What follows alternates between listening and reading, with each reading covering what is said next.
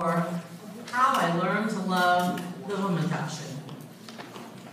Come along with us as we journey back in time. We shall attempt to help you understand the true meaning of Purim, an age-old story that has been passed on from generation to generation. We begin in a tiny kingdom long ago in ancient Persia, whereby the great Henny Youngman summed it up most eloquently. Hey, take my wife, please. The king is a shtick sort of guy,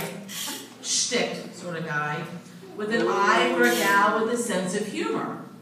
In order to find a new wife, he already has 5. With 6, you get an egg roll. He entertains a contest to be spread throughout the land. The crown will belong to the woman with the funniest answers to his joke questions. Why do Jewish women wear bikinis? To separate the milk from the meat? Good answer.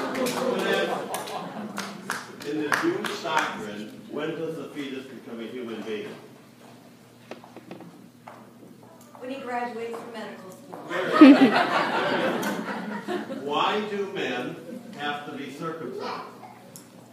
Because Jewish women won't touch anything unless it's at least 10% off. If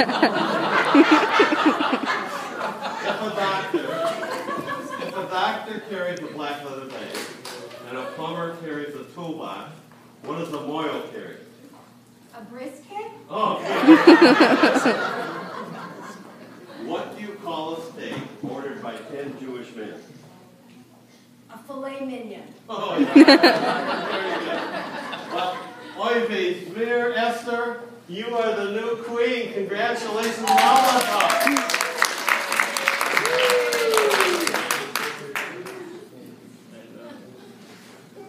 He's wearing a hospital robe. Be careful. And as an extra prize, we're going to take you to Istanbul, Turkey, where I'm going to wine you and dine you with hummus and tabbouleh and falafel. Congratulations. Order in the court. I'll have a toasted bagel with lox and cream. Did somebody say bagels? No. Right here, ladies and gentlemen, right here from Persia, let's hear it for Haman. Well, now you know who I am. Good as you love it. That was good. Freedom, that Haman guy gives me the creeps. Why do you keep him around? Well, I know he's a putz. I mean, just take a look at him.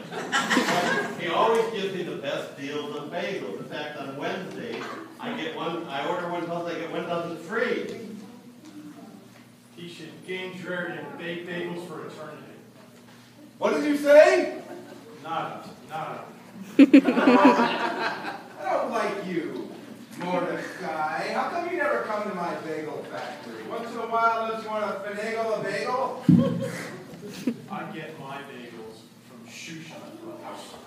They make a great cinnamon crunch bagel, and they've got this great punch card deal. You know, if you knew the power that I possess as the proprietor of a Persian bagel factory, you would bow down before me. Poppycock.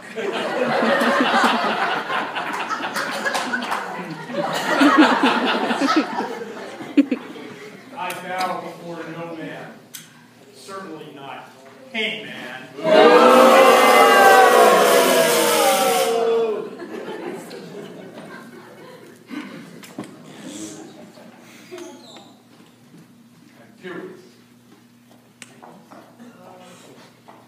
Haman became furious. He vowed to avenge Mordecai's disrespect.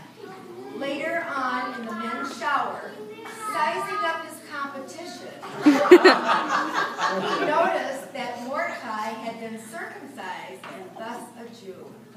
He devised a plan, a very sinister plan. I will hold a special lottery and choose a date on which all the Jews of Shushan will die.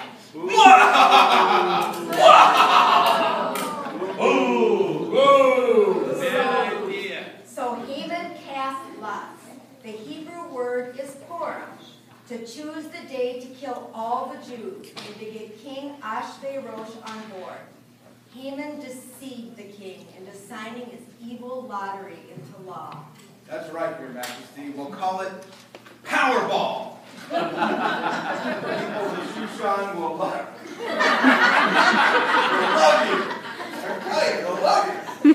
If you say so, they might not be so loving when I win the 200 million shekel jackpot. Here's some gold programs. I want you to go get me 10,000 quick picks. By the way, if I buy in bulk, do I get a deal? Do I get a discount? A discount, schmiscount, Your Eminency. I'll give you such a deal that people will die for it.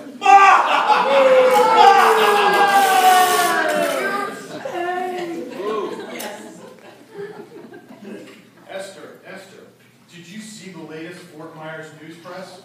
I'm carrying this thing here because the iPad hasn't been invented.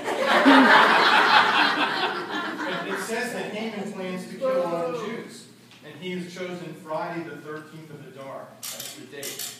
And did you see that black cat creep under the ladder? Be very careful. You must do something. You must ask the king to intervene.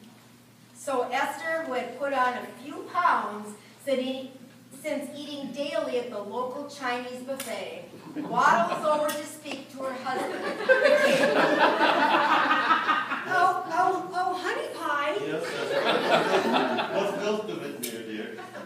You know this lottery thing Haman is putting on? Yeah, what's it all about? How's it going? Well, apparently not so good for the Yiddishkeit.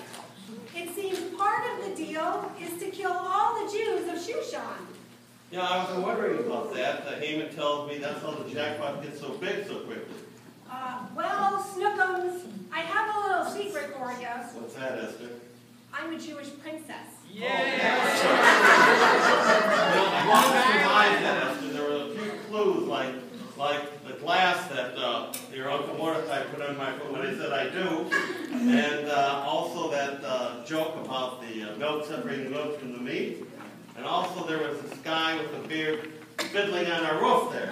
The final straw, Esther, when I realized you were Jewish was when I got the Bloomingdale bill last week. And boy, vey, Esther, all those shoes! Well, a girl can never have enough. Anyways, you must stop this dastardly plan. I'm sorry, Pooh Bear, but once the bill is signed, it becomes law and even the king can't undo it. Well, then I shall let you in on another little interesting tidbit about your buddy Haman. Yes, Madame. Yes, Madame. And what is that? He's been overcharging you for those bagels by not giving you a baker's dozen. And to top it all off, he hasn't paid the bagel taxes for the last 2 years. Not to mention discarding the bagel holes usually saved for the soup kitchen. Yes, my little chickadee. What in God's name? I'll mortify him. Haman, get in here, boy.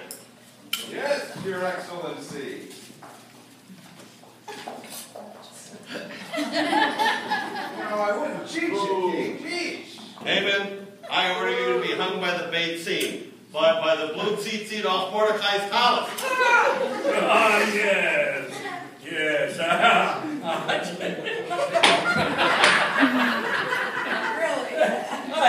Hey, anyone who hates Haman and dogs can't be all bad. Yeah. All the kingdom rejoiced and bragged the whole day through. The tailor Muddle Kamzoil weaved the king some new clothes and sold them to the palace at a steep discount. Esther went crazy and hurried over to Bloomingdale's and bought all the dresses off the bargain rack for the celebration. The lovely Cohen sisters created apricot and fig hamantaschen and baked them in the shade of Haman's hat, a triangle which we cherish to this very day, and so all's well that ends well with the ancient Persian tale, And to conclude our spiel this evening, we proudly present our own rendition of Leonard Cohen's Purim Hallelujah.